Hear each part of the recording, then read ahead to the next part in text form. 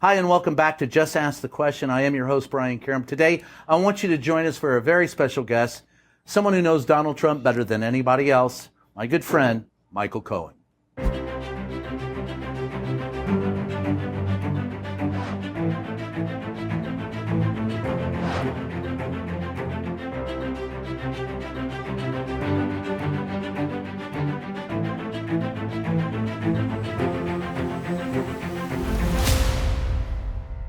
All right, Michael, going to ask you, your favorite Donnie story. Can you tell it? No. Your favorite good? Listen, you know, a lot of people don't realize this. During the trial, when I was the key witness in the Manhattan District Attorney case, Todd Blanche asked me point blank, "You used to love Donald." I said, "Yes, sir, that's true." And the entire jury just perked themselves up and said, "But you really respected him?" Absolutely. I threw them off completely.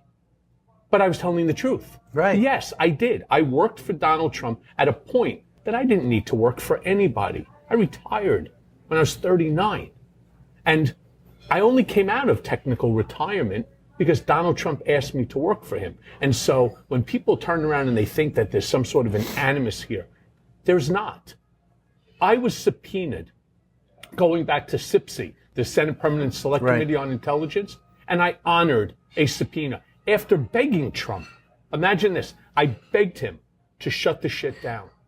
Don't do it. I said, we don't need to have me before any congressional hearings. And he said, no, that it's a big story. It's a bad story. Everybody's talking about it. Russia. You got to go ahead and you got to do it. And I said, nothing good's going to come out of this. He didn't listen then. And truth be told, I wish he actually did, because this changed a lot. It changed a lot, not just in my life, obviously our relationship, but it was nothing good came out of that. Well, and a lot of nothing good that came out of it. You went to prison. I did. And for defending him, and he has now given carte blanche to the people on January 6th. Violent criminals gave him... Well, he's not the one that really gave it to him. It's the Supreme Court of the United States with the Presidential Immunities Act. Yeah. I mean, that was something that nobody thought was going to happen. So now, think about it this way. President Trump controls the White House. He controls Congress, controls the judiciary, and controls the Supreme Court. Where the hell do you think it's going in the next 100 days? Yeah, that's one of the best questions. It's interesting because nobody knows the answer to it. That's a hypothetical. Right. I don't have that crystal ball. The most I have is that magic 8 ball somewhere in the closet. But that's not... Yes. Are things going to be well? Maybe. Nope. It says spin again. Right? And so you sit there and you say to yourself, where's it going to go over the next 100 days? And again, I don't know. There are some of the policies that they're putting forth that I honestly would turn around and say, I'm not opposed to. Right. I may not like the way it's being messaged, but from a policy perspective, I'm not opposed to it. Not opposed at all. And then there are others that I am absolutely opposed to, that I think they're wrong, and I think that they're bad for the country, they're bad for America. Where we're going to be in 100 days, I don't know. But think about this. What if hypothetically, because I like the hypotheticals. I like them, yeah. What if hypothetically in 100 days, some of the policies that he's putting forth, tariffs or mass deportation, what if he actually pulls them off? And what if actually it creates a benefit to America, and not just MAGA America, but all Americans? Trumpism will become not the cult that everybody talks about, right, but rather it will become the way of America. Think about that. Trumpism will outshine the Constitution. Yeah, and what does that mean long term? That would be frightening in its own right, wouldn't it? Seems so. Yeah. But the one thing that people on both sides, those who are supporters and those who are detractors, will turn around and say to you, at least some shit's getting done in D.C. Yeah. Say whatever you want about Donald Trump, assuming things go well. At least the guy gets stuff done. Well, and that's, to your point, you already see headlines. He's done more in the first 3 days than most presidents do in 4 years. With his flurry of executive orders, he's being sued for some of them. But he came in and he said, promises made, Promises kept. I mean, he turned around and he said he was going to pardon the J6 hostages, Right. the insurrectionists, and so he did. Doesn't he that lived piss up- you off, though? I mean, you didn't get the pardon. No, but then again, I can't be angry at Trump for that. The pardon application was put forth Joe Biden, Right. President Biden. And what he did is he walked My away. point, yes. He walked away from each and every individual who was subpoenaed to testify. So government put you in harm's way, and then government left you hanging. And that's not unusual in this country. No. And I think that's what people forget more than anything else. It's The what reason- people, I think, like about Donald Trump. Yes, that's my point. What people He doesn't give a shit what anybody thinks. He's not having people surrounding him that are telling him, no, Mr. President, you can't do that, and then actually listening. To the Right. contrary, Trump will ask you your opinion. Look, in the decade plus that I worked for him, on a regular basis, I would say, Mr. Trump, can't do that. Don't do that, sir. It's a mistake. And he'd, why is it a mistake? He would ask why, and I would give him my reasoning. Most of the time, he would ignore it. Sometimes, no, true. Sometimes he would turn around and say, I'll figure it out. And then he would actually take the new position, incorporate it, and make it his own. right. A lot to be said about that, where he's not hamstringed by the groups of Washingtonians that have figured out how to basically bring the country to a stall. Well, that's my point. What is wrong with Washington? What is wrong with the press that gives Donald Trump such popularity? Donald Trump creates his own popularity. The press, in order for them to stay relevant, in order for them to make their money, they cover every single thing. All of a sudden, think about it this way, for, we'll call it the trials. Right.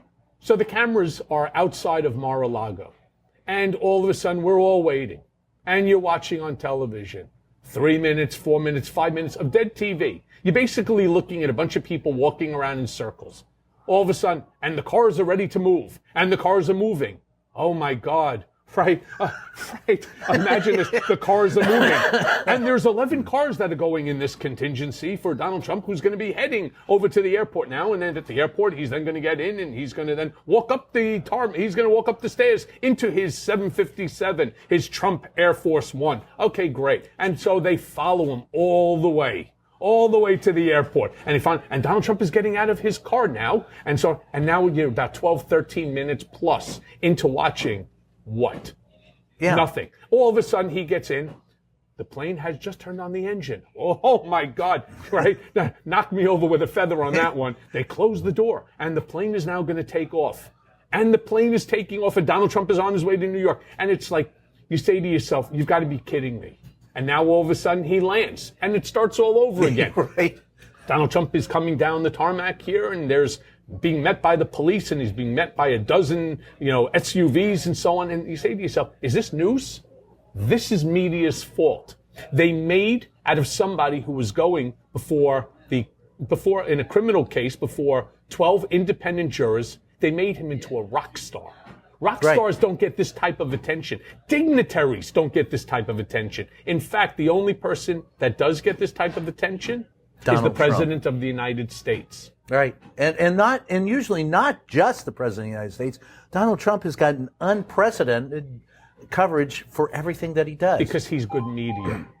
Very much like Howard Stern in the movie Private Right. Parts, when they said, why do people listen to him? Because they just want to hear what he's going to say next. As crazy and as funny and as wacky as it may be, Donald Trump does the same thing. He talks in sound bites that America can understand. The silent majority, as we used to call it Right. in Nixon, 2011 when I started the entire campaign, or in 2015 when I restarted the campaign. We need to attract the silent majority. And he did it. And you know what? He did it in 2016, and he showed the system he's bigger than the system, and he won. What did the Democrats do wrong? Everything. Everything. The messaging was totally wrong. When Kamala starts talking about policy, and her policy concepts, some of them were really very good. Right. And they were very thorough. But most people are sitting there, I'd rather watch Trump coming, out of his car, going up into his airplane to go take off with 80 people, walking behind him carrying boxes the hell were they carrying, right? I have no idea, but they were all carrying boxes. And it was like Snow White and the Seven Dwarfs. Right. With all them walking.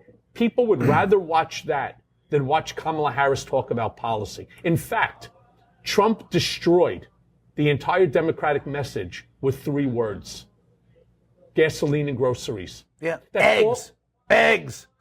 It's the price of eggs, right? That's all he talked about. And people are going, eggs. Dude, there's something wrong with you.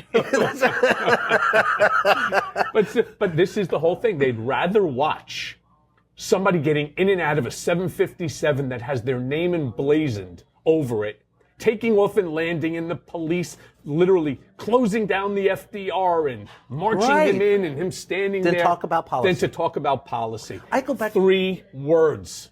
The 3 things that Americans were worried about: gasoline and groceries. Yeah. Well, all right. So to that point, and this is a off-color story, but I don't mind telling. Shocking coming from me. So I'm standing, and I had a Democrat, when I told him this story, said, we should have had more of that and Kamala would have won. And here's the story. So I'm in L.A. Brittany Griner's coming back from prison. She's with the L.A. Sparks. And the Vice President of the United States is meeting her downstairs in the dressing room, right? I'm standing against the wall. The press in the dressing room? Yeah. I'm the pool reporter that day for the VP. And I'm standing there. And as she walks in, You're a dirty man. I'm a dirty man. They were all dressed. Her minion comes over and says, you have to move. The vice president standing next to you. I go, fuck you. She told me I could stand here. Fuck off. And she looks at her minion and goes, and I said, see, fuck off. So we're standing there talking, and in walks Doug, her husband, right behind her. Now we're standing against the wall. He stands next to her. He puts his hand around her arm. He smiles. Hi, Brian. Hi, Doug. How you doing? Vice President, Madam Vice President, nice to meet you. And she's getting introduced. And as she's getting introduced, Doug's hand slowly drifts down her side, and then he grabs her ass and cups it rather nicely. And she smiles, and he looks at me and smiles. And I just looked at them, and he's looking Wait, he cupped your ass too? I liked it. He cups her. And I looked at him, and I looked at her, and there was just this grin. It was a human moment. I mean, he looked like he was going to get a little, but it was a human moment. And I had a Democrat tell me the problem that we had in messaging is we didn't have those human moments. That Donald Trump comes across as more human than we do. We come across robotically. Donald Trump has figured out how somebody who was born not with a silver spoon in their mouth, a platinum spoon in their mouth, figured out how to be more relatable to the person living in a trailer, right, than the Democrats. When you hear from a Democrat talking about their life story, I grew up in poverty, I managed to get myself out of it, I ended up going to college and yada yada, and then ultimately ran for office and so on, that person is less relatable to people in their same socioeconomic upbringings than Donald Trump. He has managed to do something, again, that nobody else has been successful in doing, ever. Why does the press miss that point? Because they don't care about the point. Donald Trump is good press. Donald Trump sells newspapers. Donald Trump sells news stories, right? Whether it's on media or in print. And all they really care about is their bottom line. And so the more that he's on television, the more advertisers are coming. The more advertisers that come, the more money that comes. The more money that comes, the more that they could distribute to their shareholders as profit, right? As dividends. This is what it's all about. They don't care. And by the way, shame on the press for not fact-checking. Shame on the press for doing less than a scintilla of investigatory work before they actually put out a story. They do not. There have been, and you know this because yes, I had brought you on to help me with the research for my second New York Times bestseller book, Revenge. How about... I'm responsible for all the funny parts. Go ahead. That's not true. How about the parts where they go ahead and they do these sort of things that they know are either inaccurate or they don't care about the accuracy, and they run it. You know this. Yes. More than 100 lies were told about me and promoted day in and day out, day in and day out, day in and day out by the media because my name also triggered a lot of response, which is good for the media. Talk about the entire Steele dossier. None of the allegations that were brought up by Christopher Steele were accurate. I've never been to the Czech Republic. I've never been to Prague. I've never They had still 10 believe million... that in the briefing room. I still have reporters that still preach that bullshit to me in the briefing room. Yeah. And that's got to piss you off. Well, that amongst other things, sure. You mean like losing my law license, Yeah. my honor, my happiness, my family's happiness, my finances? Absolutely. Well, all right, so here's another Because question. here's the thing. You could never disprove a negative. Meaning, Right. once that lie is out there and the media explodes it, there's absolutely no way ever to reverse the damage that's done. I don't care if they pull the story down. I don't care if they issue an apology and a retraction. It doesn't make a difference. I mean, the Poroshenko story, that Ukraine paid me $400,000 to create a meeting between Donald Trump and President Poroshenko. I never spoke to Poroshenko. I never set up, not that I not only set up no meetings with the Ukraine, with anybody. I've never met Poroshenko. I never had anything to do with Ukraine, other than the fact my wife was born in Ukraine. They just started mushing all this stuff together, and it's all lies. And the worst part is it became a top story. Well, No different than the stupid Steele dossier. I went to Ukraine to cover the war. They didn't know you. I mean, they didn't. I mean, the people in government. You never went there. I mean, Well, I've been to Ukraine. I've been to Kiev twice. yeah, but not to speak to people about No. Donald. Yeah, that's No. my point. So here's In fact, they turned around and they found that if there was a payment that was made, it was to a lobbying firm on K Street in order to set that up. I had nothing to do with it. But somewhere along the line, they decided that it makes a good story. Somebody called that story in, and some secondary person went ahead and corroborated it. So now the press felt, we don't even need to call Michael Cohen on this Right. story. They don't even have the respect or the dignity as a legitimate news source to call the person in question to get the facts. They don't want the truth, because the truth doesn't help them sell papers or get eyeballs. oh my God, that's a great bite, guys. Mark that. That's a fucking great bite. And scene. And here's and see. Wait a minute. We'll do the soft shoe. So, all right, you talk hypotheticals. Let's Why go. don't you start again? All right, we were talking hypotheticals. Let's turn the hypothetical around. Hypothetically, the best at Donald Trump. What would hypothetically be the worst thing out of the first 100 days of Donald Trump?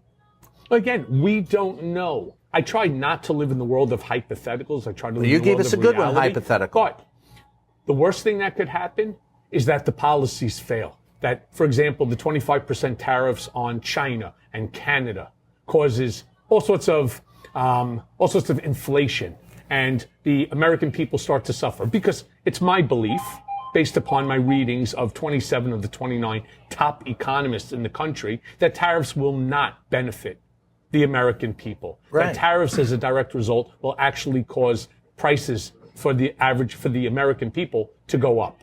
Now, if that's true, that's a failure. All right. What if, hypothetically, the mass deportation, they end up showing it on television, and yeah, while his MAGA base will be very impressed with the rounding up of these migrants and so on, what if it turns out to cause an economic problem for the country? Meaning that many of these migrants actually pay taxes. They work in jobs that no American wants to work. And so now your box of strawberries is not $8, it's $28. All right?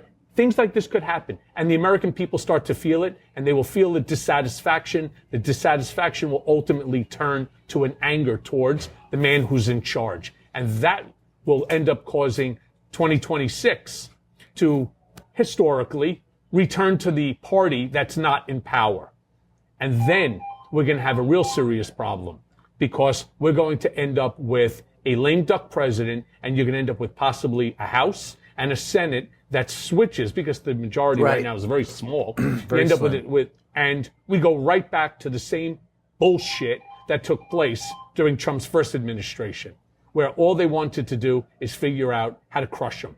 Yeah, so we'll end up indicting him, or he'll be impeached again. Sure, but whether or not that goes on and whether or not they succeed, at that point in time, you're distracting government from doing what their obligations are. and that's to take care of the American people, take care of our country. All they want to do is take care of Donald Trump. The focus on him was so intense and overwhelming that they ended up hurting themselves. We Democrats, we hurt ourselves. For what reason? For what reason? To prove a point? Well, we didn't even prove the point. If you want to go down that point, obviously, people still like Donald Trump. Now, you may say racists like Donald Trump. Not everybody who likes Donald Trump is a racist. Most racists do like Donald Trump.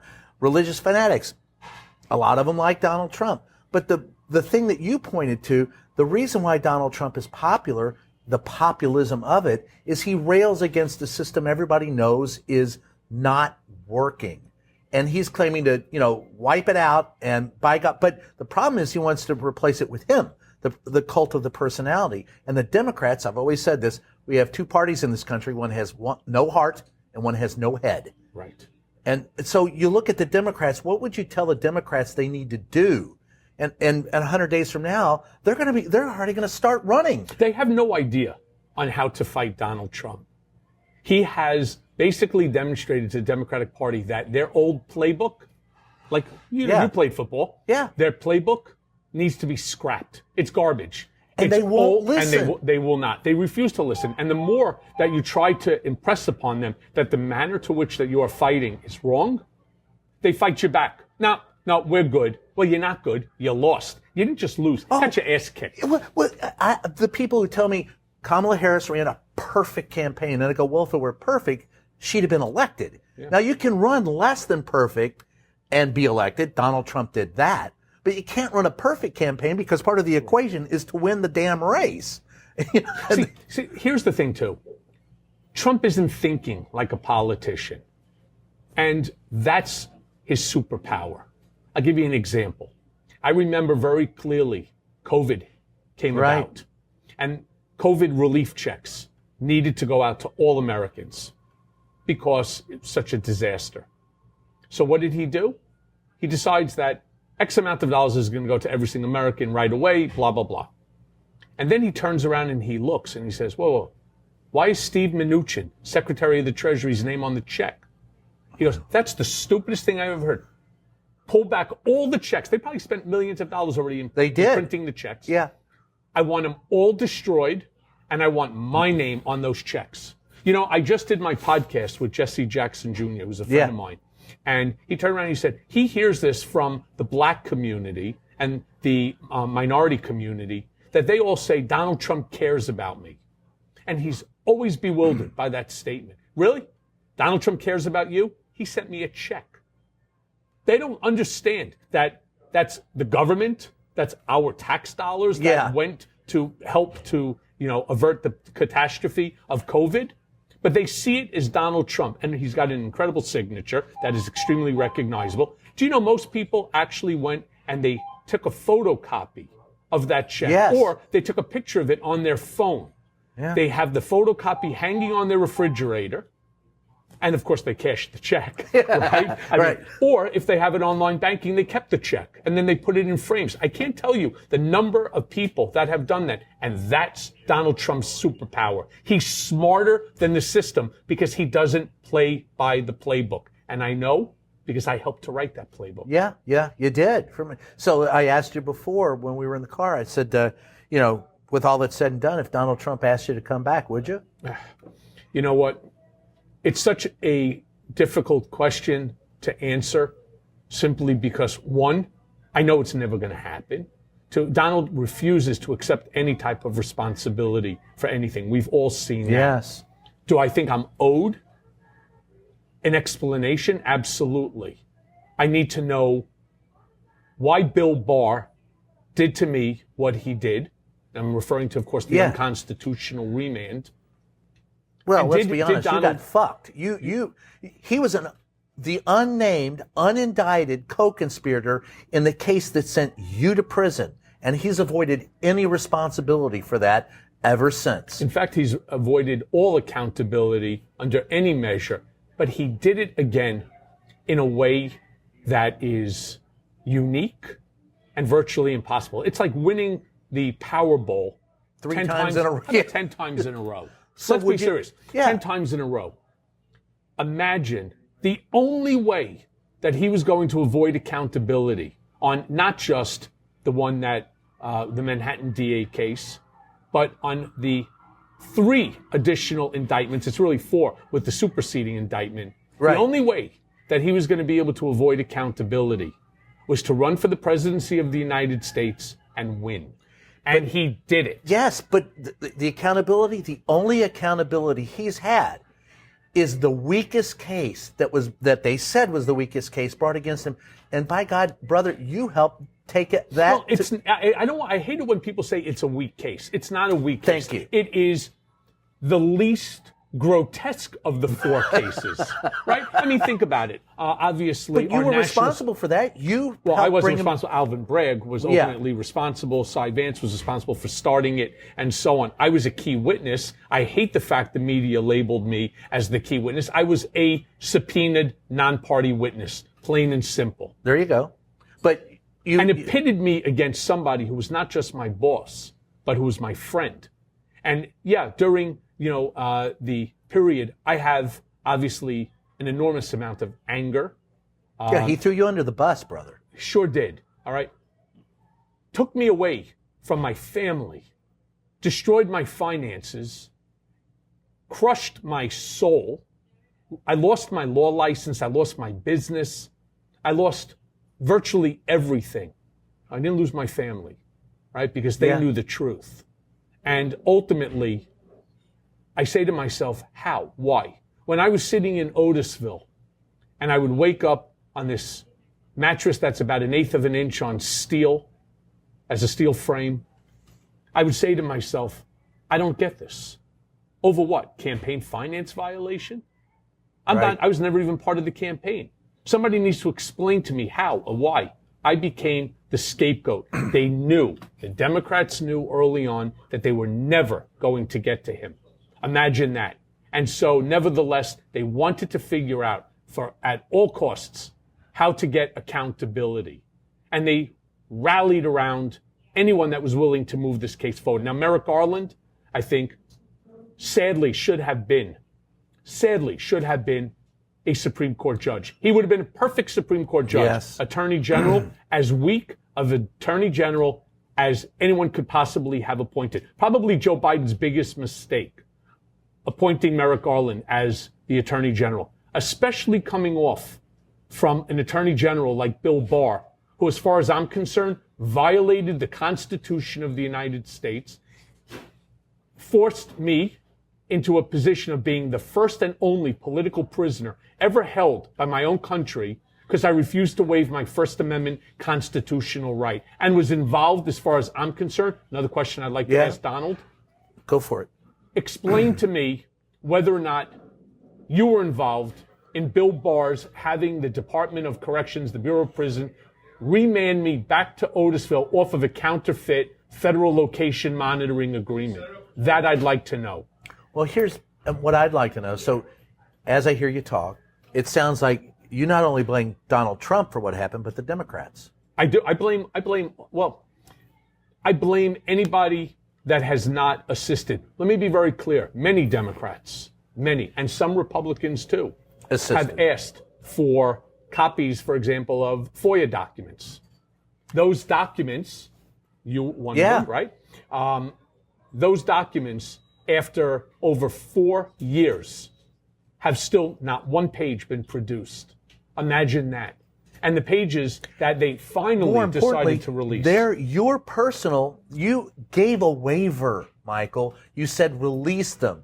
I have that signed document. One of the reasons why they hold up these FOIA documents is because they don't have permission from the person that's involved in the document case to their permission to release those documents. It's a violation of personal privacy. You waived it. I still can't get those documents. No, and you probably never will, because it will ultimately show, potentially on both sides of the aisle, that there was actions that were being done and taken in order to effectuate a nefarious position. And that's a shame, because the American people have a right to know when your leaders, when your elected officials, when your appointed officials go ahead and they do things which are violative of the rule of law. You see, my father always turned around and said to me, America is a country of laws without justice. And I never fully understood what he meant by that. And He's now right. I certainly understand it. We are a country of laws,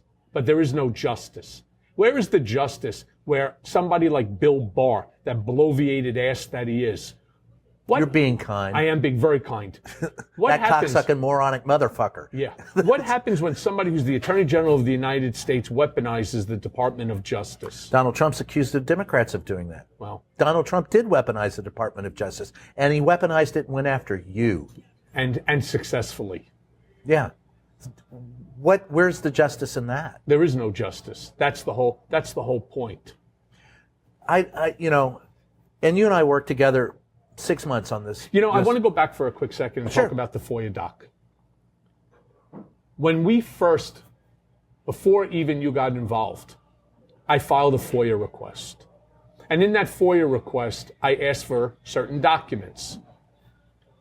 I ultimately get a response back from them, and they take forever to get the response. 6 months. It's supposed to be 3 within months, 4 10 months. days. Yeah, it was more like 3 months, 4 months. And Yeah. I get a response, Dear Mr. Cohen, after careful review and a thorough examination, it's been determined that there are no documents that are responsive to your FOIA. Well, I knew that they were wrong because I had 4 or 5 documents in my possession that somehow I must have acquired. And you gave those to me, yeah. I must have acquired those documents as a result of my congressional hearings. So I knew that they were wrong about it. Ultimately, when I gave them to you and Mark Zaid, who's he's a crackerjack at this in terms of FOIA law. request, yeah. Foremost FOIA attorney in the United States. Goes ahead and files a lawsuit, and they come back about 60 days later with a response, and you know this because you helped me. I got the response. And the response turns around and says, we apologize for our error.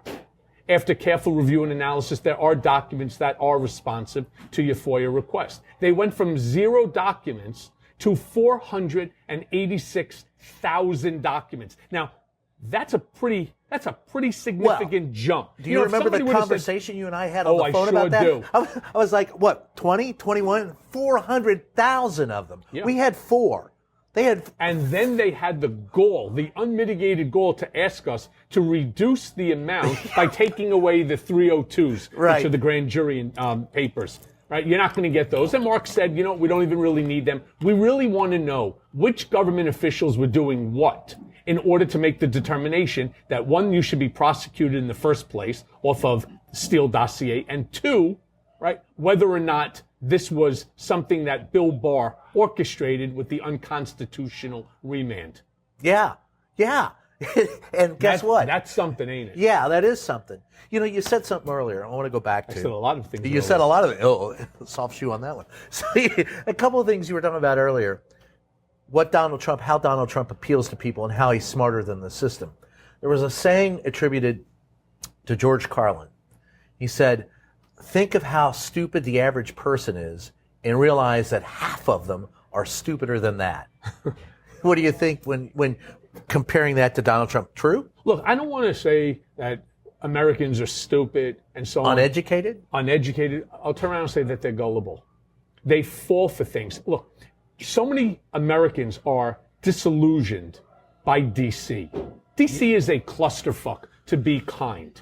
And I so, hate it. Yeah, go ahead. I mean, you're in it. Yeah, I can't stand it. So imagine the individual in Idaho, in Kentucky, in Louisiana, in California. They're disillusioned with their politicians. Why? Because they don't feel that there's a benefit coming to them. And along comes this mega billionaire who turns around and says, I don't play by the rules. They like the fact that he's willing to fight. Even if what they're saying is ridiculous, even if what he's saying is impossible to achieve, they like the fact that he's willing to fight and fight the system because they see the system, as all of us do, as being broken. Now, the truth be told, it's not necessarily as broken as people think, but it is to them in their specific lives. And a billionaire came in and said, I can do better for you. Right. And in order to effectuate this, I need to bring in 10 of the richest people in the There you entire go. country, including the richest man in the world. And do you think that after the murder of the United Healthcare CEO Brian Thompson, that the populist movement that Donald Trump rode into office, and he brings in all those billionaires who are like the United Healthcare CEO, they have that much power over other people's lives. Do you think he can harness that whirlwind that brought him into office, or does that show that there's a inherent problem with bringing in that many plutocrats? No. And I'm going to tell you why. Good. Because Trump is above them all. So you have Elon Musk with $500 billion, richest man in the world. Compared to Donald Trump, he's poor. And you say, well, I don't get it. Because I can see already the bewilderment on your face. I'm bewildered. Here's my bewilderment look. Because with all the money that Elon Musk has, he doesn't have Donald Trump's power. And anybody that understands power understands that power trumps, for lack of a better term, trumps money on any given day. And we've seen this throughout history. Yeah, power gets you money. Money may not get you power. Exactly. So again, back to the question I asked you earlier. Would you go back if he asked you back? I don't know. I don't know. If it happens, you'll be the first one. Yeah, I'll be the first one to Gitmo. Yeah. There's a better likelihood that I'm going to be next to you in the cell at Gitmo than I am going back to the Oval Office. Will we get Manny and Petties at Gitmo? You won't have fingers within which to get a Manny and a Petty on. Oh, I'm telling you. Enjoy learning to eat without your hands. Well, I had a date like that once. I'm sure. So, all right, going forward, 100 days into Donald Trump, you still going to be around? You had asked for a pardon. Democrats didn't give you that. You stick around? Yeah, where am I going? I have only one passport. I have only one country. Where am I going? And why would I go? Think about it this way, too. Why would I leave? Where am I going to go? Let's say I have family. Half my family lives in Toronto, Canada. Nice place. Love it. So if I went there to live, how hard is it for the President of the United States to contact the Prime Minister, who may be a governor at the time, and turn around and say, Governor Trudeau? Governor Trudeau, I'd like for you to go ahead and to send the Mounties on horseback, right? Drag Cohen through the streets to the airport where we're going to meet you, and we're going to do, well, it's not even a prisoner swap, it's just an asshole swap. And we're going to put him in the cargo, right, with the rest of the animals and ship him back here to New York. So that way we can torture him a little more and send him off to Guantanamo Bay. I'm not going anywhere. First of all, I don't think anything is going to happen. I really don't believe in this enemies list. I think Trump is smarter than that. It was a great talking point. I think he'll make examples of certain people. I don't think What he'll be type of one an of them. example do you think he could possibly make? I think he's going to have the IRS take a look at somebody? I think that will happen. Okay, so what? Yeah, so what? Unlike me, where I never received a letter from the IRS, I was Friday at 5:30 p.m. notified by my lawyer that you need to come in on Monday and plead guilty, or they're filing an 80-page indictment against your wife. I said, an indictment for what? Well, they're going to hit you up with tax evasion. I've never not paid taxes on time. I've always had a CPA do my books. I've always provided them with every single document. It's more of a tax omission, but I acknowledge and I accept the fact that the amount was wrong. All right? I accept that. I took responsibility. The amount was wrong. But it was wrong because, I hate to say, my accountant screwed up.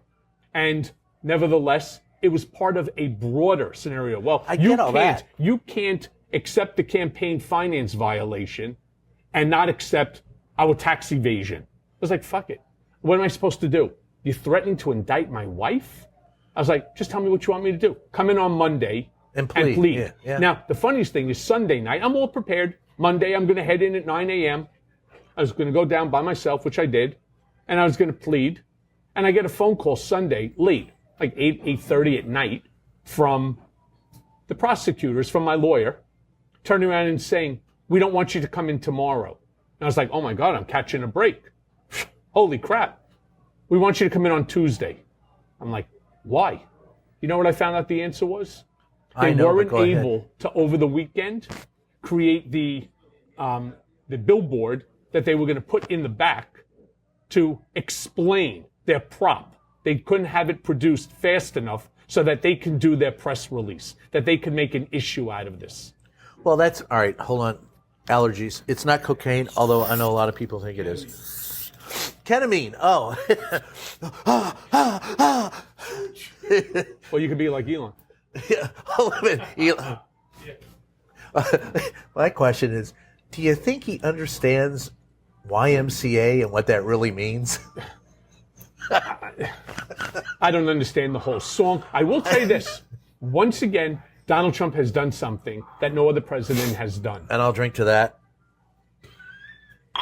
Wowzers. Go ahead. He created a dance. Like there's the Macarena, you have the Cha-Cha, and you have the YMCA dance. The whole half You mean this the jacking off the elephant dance? will be a giraffe. Or a It's giraffe. higher up in the air. But think about it this way. He's created a dance. 50% of the country, when YMCA, they stop, they get out of their cars, they're dancing in the street, and they're doing the Donald. It's amazing. It's called the Donald. It is He called went the ahead, Donald. he not only won the presidency, he created a dance. I don't even know where to go with that. But the idea of Have another drink, you'll go a lot of places. the idea of seeing the guy in chaps behind Donnie, that's what gets me. I mean, here's to the Donald.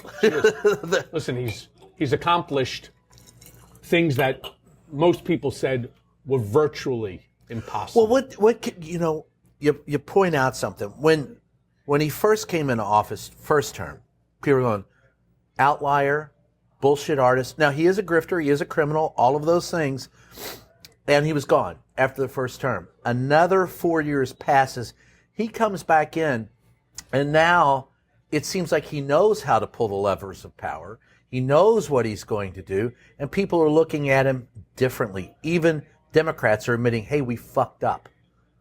Wonderful that they can accept that, right? I mean, Well, it's a some reality. still can't. Well, it's a reality. You know, the saddest part is our democracy is predicated on really one big gigantic fact: the peaceful transfer of power. Yes. That's the essence of our democratic republic. And what did Donald do in 2020? He turned around and he violated that. And that's wrong. And instead of constantly harping on 2020, dude, you won. You broke all the odds. You broke all the odds. The odds were against you in Vegas. Right. By a lot, especially at the beginning, that you would even get the This nomination. year in 2024, yeah. Yeah, that you would even get the nomination. You destroyed the odds. In fact, I wish I had put down $1,000. I think it's worth like $10 million. Think about it. That's how crazy the odds were. He defied the odds. Stop it. Let's stop talking about 2020, that it was stolen and so on. All that does is it ruins your victory in 2024. Because now people on the other side are saying yeah, well, you stole with it. Elon Musk and all your tech buddies and so on, we're back to the Jewish space lasers that are changing. It's insane how people will come up with Vaccine a conspiracy. deniers, Right. science These deniers. conspiracy theorists, they should be sci-fi writers, because some of the stuff that emanates from that gaping anus under their noses is insane. The things that come out of I people's... want a T-shirt that says "Gaping anuses under noses." I'm just telling you. Go ahead. I didn't mean. But all right. And that's all I got to say about that. Thank you, Forrest. My mom always said. So, all right. When you look at Donald Trump, what's the biggest negative for Donald? The biggest negative, the fact that he continues to display a lack of appreciation for the office that he is now going to take. As President of the United States, you're supposed to be compassionate. You're supposed to want to be a unifier. Forget about all this hard shit that was said during campaigns. That's a campaign. It's winner take all. And it's winner take all of the most significant office in the world. The most powerful person in the world. You won. Be the president that everybody wants you to be. Be a unifier for all Americans, Republicans, Democrats, independents. Do what you need to do to make America great again. Don't shit on America. right? That, oh, we're crime infested and, we're all drug addicts and we're just the ongoing, continuous shitting on America. You are the president of the United States of America. Hold that office sacred, like many of us do. And if he would do that, I think that his legacy, despite the 2017 election, I believe that his legacy could really be one that's transformational. Because one of the things that he's doing is he's really showing the entire country, especially the Democrats, the old way doesn't work. That's true, but he is an outlier. He's never... not an outlier. Let's all stop doing that too. Let's stop calling him the non-politician politician. No, he's a politician. He most certainly is, Mo. He most certainly is. Sweetly. He's the former president of the United States who has, again, accomplished something only one other person in history has done. Can you name him? Can you name him? Grover Cleveland. Grover Cleveland, yeah. Right? He is the only one who's ever been able to become president again, non-consecutive terms. But he, nonetheless, you say he has said, I'm a unifier, I'm a peacemaker, in one breath. Now do it. Now, yeah, and then turns around and says, we suck, and only he can make it better. And I'm going to go after my enemies and my critics, whether it's other politicians, other members of the House or the Senate, or the press, or the celebrities, press, or whoever. Yeah. Stop it. Stop it. If you really, truly believe Do you think he can do that? It's hard. But you know Donald. I mean, my question is, you know him. You know he's vindictive. Yeah. You worked for him. Yeah. But I will say this, though. He's actually changed. How so? And changed for the better. Okay, how? And I'm going to tell you how. When I say that he has zero forgiveness capability, when at the Trump organization, I would have said, absolutely, he's a non-forgiving individual. J.D. Vance, his vice president, called him America's Hitler. Yes. You have a half a dozen people that are in his cabinet, Marco Rubio, right? Talking about little hands. Right. You can go on and on. And But they all paid fealty. They all paid respect to the ring. They kissed the ring after they said it. You could kiss the ring. You could kiss the ass. It doesn't make a difference.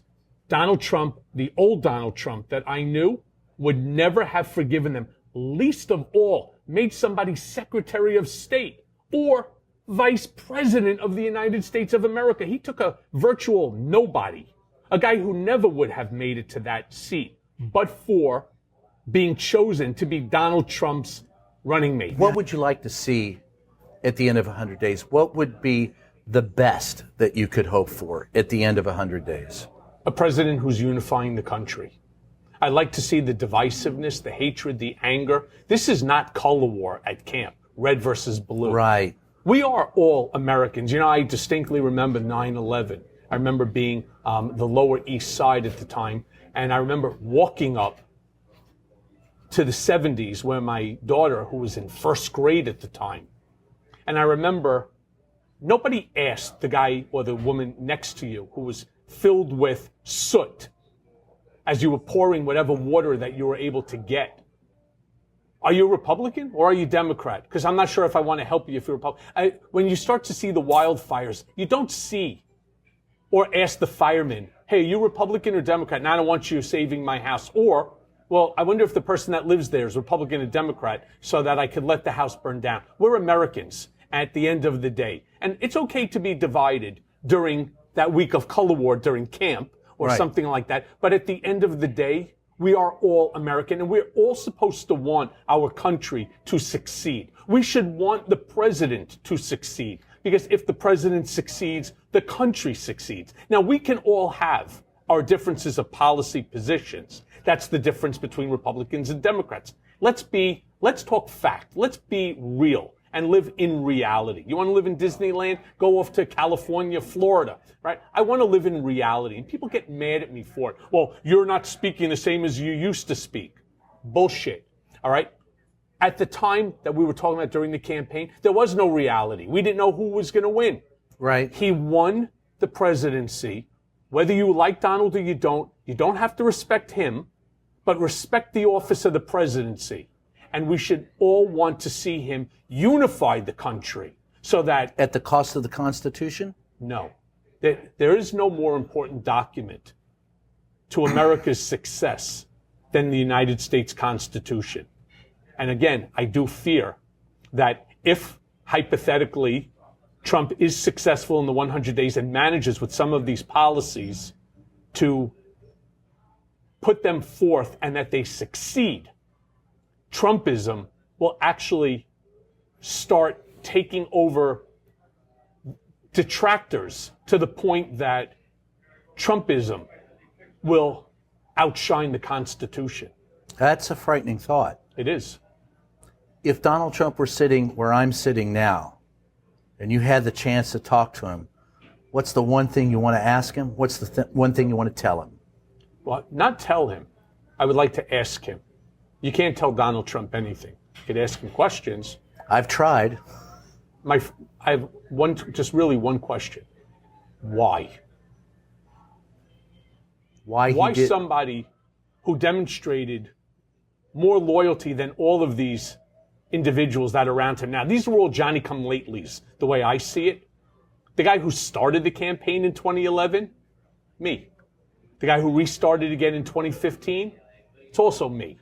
All of these Johnny-come-latelys that are sitting there partying like rock stars right now, they're Johnny-come-latelys. And we're going to see a revolving door like we did in 2017. Bigger one? I believe so. Why? Because most of these people, they only know Donald Trump in one specific way. And they do not understand what it's going to take to be a part of it. They may not be able to even understand it. And when they make that mistake and it causes Trump harm to his reputation, they're gonzo. Yeah, they've already, some of them, Vivek Ramaswamy. Perfect example. Didn't even make it through the first day. Yeah. And not even a tenth of a Scaramucci. So the question I would have then would be, what is the one thing you would tell those Johnny-come-latelys if they were sitting here? If you wanted, you know Donald Trump, Michael, you've known him longer, you know him better than most people I know. In fact, probably anybody else that I know. What would you tell them if they were going to talk to Donald? Tell him the truth. Even if it's going to bite you in the ass. Even though he's going to get angry at you. He used to get angry at me all the time because I was one of the few people that would actually tell him the truth. I would say, boss, you can't do this. You can't put this out. It's improper. It's wrong. It's racist, sexist, misogynistic. It's xenophobic, homophobic, Islamophobic. It's anti-Semitic. You can't do this. Number one, it's not right. And two, it's not you. Would he listen? Like I said, sometimes yes, sometimes no. But at least I told him the truth. And that's the important thing. So in other words, don't kiss his ass. If you do that, you start small. The lie, the misdirection, it starts small. And then after that, it just grows and grows and grows until it's an uncontrollable scenario and there's no way out.